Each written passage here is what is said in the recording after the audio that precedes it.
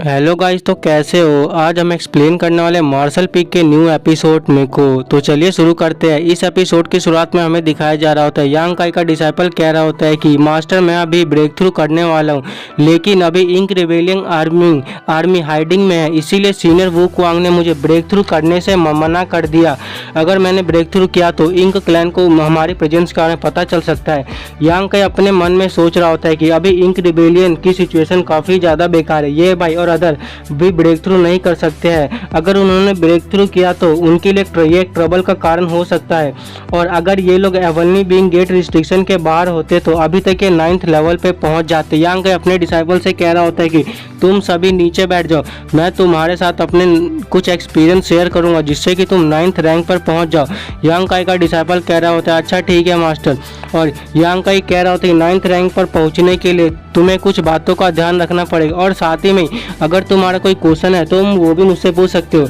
यांग काई का डिसाइपल कहता है हॉनर मास्टर, मैं अभी डाउ स्पेस के बॉटल नेक पर स्टक हो चुका हूँ, क्या आप मुझे इसके लिए कुछ गाइडेंस दे सकते हैं। यांग काई कह रहा होता है अच्छा ठीक है। यांग काई अपने डिसाइपल को कहता है तुम मुझे अपना डाउ स्पेस एक्टिवेट करके दिखाओ, और यांग काई का डिसाइपल अपने डाउ स्पेस को एक्टिवेट कर लेते हैं, और यांग काई उसके डाउ स्पेस को देखते हुए कह रहा होता है तुम्हारा डाउ स्पेस इतना भी बुरा नहीं है, अब तुम मेरे डाउ स्पेस को ध्यान से देखना कि मैं किस तरह एक्टिवेट करता हूँ। और यांग काई अपना डाउ स्पेस को एक्टिवेट कर लेता है। हमें दिखाया जा रहा है यांग काई कह रहा होता है कि ये जो डाउ स्पेस है इसके अंदर काफ़ी सारी मिस्ट्री है, अगर तुम इस पर फोकस करते हो तो तुम्हें इससे एनलाइटमेंट मिलेगा। और उसका डिसाइपल कहता है ऑनर मास्टर आपका बहुत बहुत शुक्रिया अपनी स्ट्रेंथ दिखाने के लिए, मैं इससे जरूर कुछ सीखूंगा। और उसकी जो छोटी डिसाइपल कैरी होती है मास्टर आप मेरे को भी कुछ सिखाइए।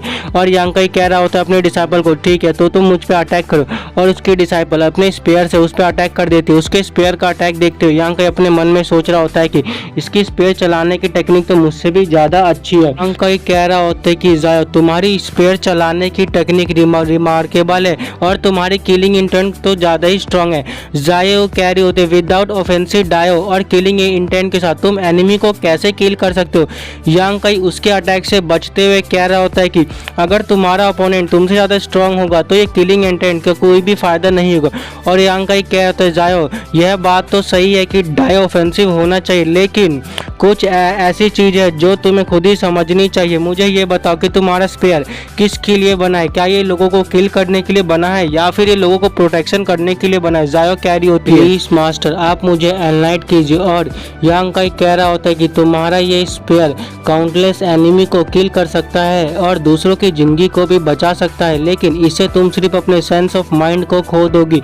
और जायो कैरी होती है अगर मैं एनिमी को किल नहीं करूंगी तो फिर मैं कैसे अपने उनको प्रोटेक्ट कर पाऊंगी जिनको मैं प्रोटेक्ट करना चाहती हूँ। और यांग काई कह रहा होता है जायो मुझे ये बताओ कि तुम किसको प्रोटेक्ट करना चाहती हो। और जायो अब पीछे देखती है, और जिसमें से हमें छोटा डिसाइपल कह रहा होता है कि एल्डर ब्रदर देख के ऐसा लगता है कि जायो मुझे प्रोटेक्ट करना चाहती है क्योंकि मैं ही सबसे ज़्यादा वीक हूँ।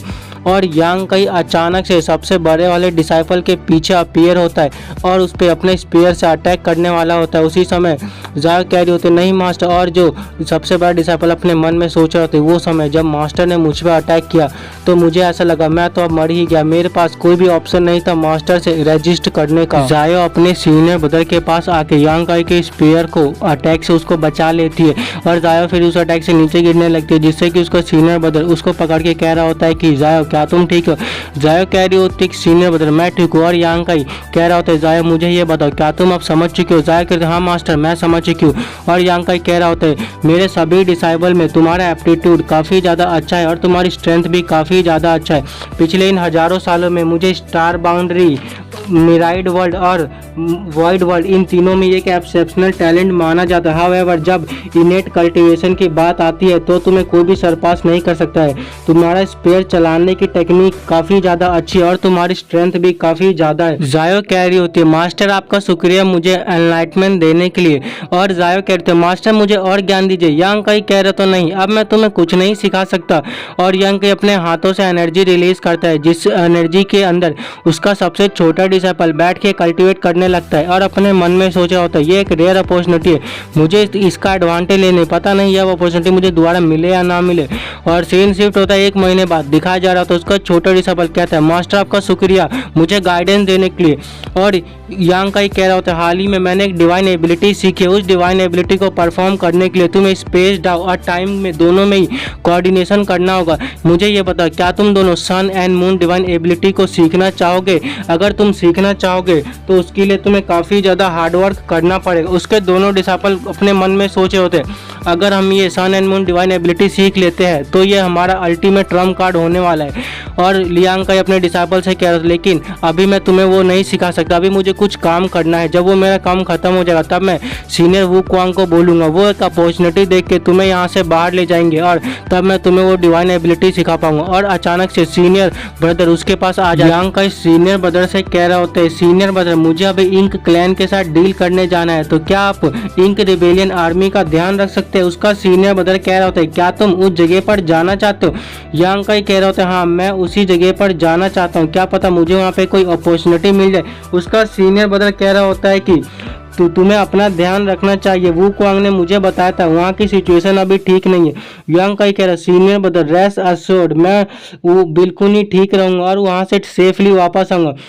और यांग काई वू क्वांग को देखते हुए कह रहा होता है चलो वू क्वांग अब हम शुरू करते हैं। और वू क्वांग उससे कह रहा क्या तुम श्योर हो कि तुम उस जगह पे जाना चाहते हो? यांग का कहता हाँ मैं उस जगह पे जाना चाहता हूँ। वू क्वांग कह रहा होता है मैं तुम्हारी हेल्प सिर्फ बाहर ही तक कर सकता हूँ, उसके डीप वाले हिस्से में मैं तुम्हारी कोई भी हेल्प नहीं कर पाऊंगा। यांग काई कह रहा कोई बात नहीं। और जो वू क्वांग होता है यांग काई को वहां से टेलीपोर्ट कर देता है और कह रहा होता है कि उस अननोन प्लेस के बारे में प्रीवियसली मुझे कुछ इन्फॉर्मेशन मिली थी, लेकिन जो इन्फॉर्मेशन मिली वो पूरी तरह से ठीक नहीं थी क्योंकि वो जगह अभी मिस्ट्री से भरी हुई हो। क्या पता वहाँ पे मुंह का ट्रम्प कार्ड हो सकता है।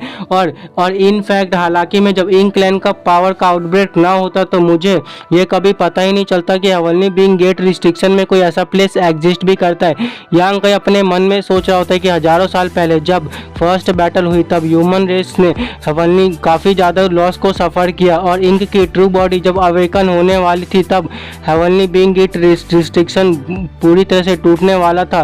तब अचानक से मुंह अपीयर हुई और उसने अपने एक मेथड का यूज़ करके उस क्राइसिस को रोक दिया। यांग काई अपने मन में सोच रहा होता है सबको ऐसा लगता है कि मुंह का ट्रम्प कार्ड रिवील हो चुका है, लेकिन वू क्वांग ने मुझे बताया था कि वो मेथड अभी भी यूजफुल है और वो मेथड किसी हिडन प्लेस पे छुपा हुआ है। और सीन शिफ्ट होता है इंक सिक्योर जहाँ पे यांग काई जाते हुए कह रहा था मैं नहीं जानता कि यहाँ पे क्या चला है, लेकिन मुझे ऐसा फील होता है इस सिचुएशन से निकलने के लिए हमारे पास एक ही ऑप्शन है। और यांग काई जाते हुए एक बैरियर से टकरा जाता है और वू क्वांग को कह रहा होता है वू क्वांग आखिर किस प्रकार का बैरियर है? वो क्वांग कह रहा होता है ये मुझे ऐसा लगता है कि ये बैरियर आउटसाइड के लोगों को अंदर जाने से रोकता है, तुम इंतजार करो मैं कोई दूसरा ऑप्शन ढूंढता हूँ उसके अंदर जाने का। और यांग का उस बैरियर के ऊपर पंच मारता है और वो यह पाता है कि वो इस बैरियर के अंदर आ जा पा रहा है, जिससे कि वो क्वांग देख के हैरान हो जाता है और उससे पूछता है यांग काई मुझे ये बताओ कि आखिर तुम इस बैरियर के अंदर कैसे जा सकते हो? यांग काई कह रहा होता है मुझे नहीं पता, मुझे ऐसा लगता है कि यहाँ पे किसी प्रकार का फोर्स है जिसने मेरी आइडेंटिटी को वेरीफाई किया और मैं इसके अंदर आ जा पा रहा हूँ। वो क्वांग कह रहा होता है कि ये place heavenly being get restriction में हिडन है, देख के ऐसा लगता है यहाँ पे सिर्फ ह्यूमन ही एंटर कर सकते हैं, यहाँ पे कोई इंक क्लैन का मेंबर या फिर मास्टर एंटर नहीं कर सकता।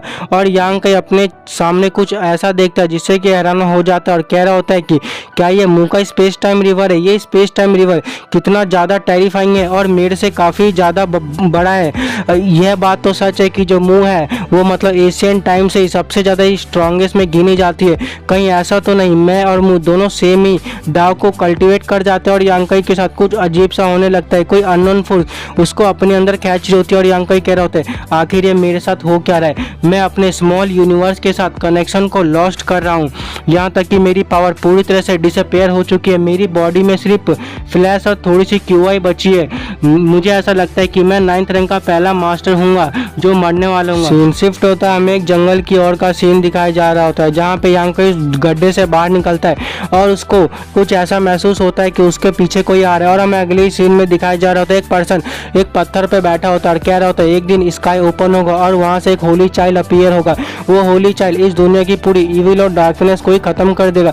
और उस पर्सन के पास दो उसके डिसाइपल आए, कह रहे होते हैं मास्टर वहाँ पे कोई पर्सन अपीयर हुआ है, ऐसा लगता है कि वो जो पर्सन अपीयर हुआ है वो होली चाइल्ड हो सकता है। वो जो मास्टर होता है वो कह रहा होता है अच्छा ठीक है तुम दोनों उसको अपने साथ ले जाओ। हमें उस मास्टर के बारे में बताया जा रहा था, वो जो मास्टर होता है वो होली सेक्ट का प्रोटेक्टर होता है और वो जो दोनों डिसाइपल होते हैं वो होली सेक्ट के मेंबर होते हैं। वो दोनों डिसाइपल कह रहे होते हैं अच्छा ठीक है मास्टर, हमें अगले सीन में दिखाया जा रहा है। वो पर्सन यांकाई को अटैक करने के लिए आगे बढ़ रहा होता है। यांकाई देख के कह रहा होता है अपने मन में कि ये वर्ल्ड मुझे पूरी तरह से सरपास कर रहा है, मैं अभी अपनी पूरी पावर को यूज़ भी नहीं कर सकता, मैं अभी सिर्फ अपनी ट्रू एलिमेंट की पावर को रिलीज़ कर सकता हूँ। वो पर्सन यांकाई के ऊपर अटैक करता है। यांकाई उसके अटैक करके बच जाते हैं। वो पर्सन कह रहे थे तुम जल्दी यहाँ से चले जाओ, मैं अपने आप को ज़्यादा देर तक रोक नहीं सकता। तो गाइस इसी के साथ यह एपिसोड ख़त्म होता है। तब तक के लिए बाय बाय गाइस।